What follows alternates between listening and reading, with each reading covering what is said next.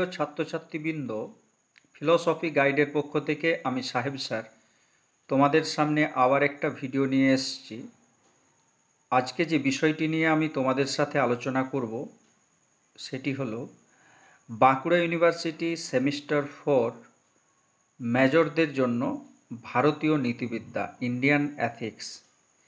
এটি সেমিস্টার 4 2020 যে জাতীয় শিক্ষানীতি তার 2020 যে সিলেবাস সেখানে ইনক্লুড করা রয়েছে সেমিস্টার 4 অনলি মেজরদের জন্য ইন্ডিয়ান এথিক্স, অর্থাৎ ভারতীয় নীতিবিদ্যা ইন্ডিয়ান এথিক্স।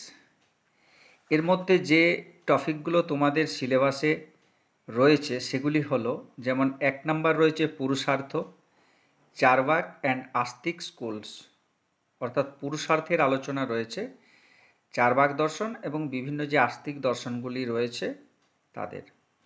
নাম্বার 2 রয়েছে ধর্ম ডেফিনেশন অ্যান্ড ক্লাসিফিকেশন, অর্থাৎ ধর্মের যে সংজ্ঞা এবং তাদের যে শ্রেণীবিভাগ সেগুলি। নাম্বার 3 রয়েছে কর্মবাদ অ্যান্ড জন্মান্তরবাদ, নিষ্কাম কর্ম, গীতার আলোকে স্থিতপ্রজ্ঞ আর লোকসংগ্রহ, এই বিষয়গুলি আলোচনা রয়েছে। নাম্বার 4 রয়েছে বৌদ্ধিস্ট পঞ্চশীল এবং ব্রহ্মবিহার। 5 নম্বরে রয়েছে জৈনদের ত্রিরত্ন, মহাব্রত এবং অনুব্রত।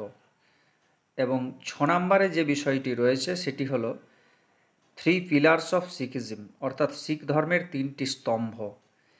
এই পুরো বিষয়টি তোমাদের সেমিস্টার 4 এনইপি 2020 অনলি মেজর ফিলসফিদের জন্য এইটি রয়েছে। এই সিলেবাসটি আমি তোমাদেরকে দিলাম। সিলেবাসটি তোমরা প্রত্যেকে ভালো করে দেখে নাও এবং যাদের মেজর পেপার রয়েছে তারা এইভাবে আস্তে আস্তে করে চ্যানেলটিকে ফলো করো। এখানে আমরা নোটসগুলিও আলোচনা করে দেব। Thank you.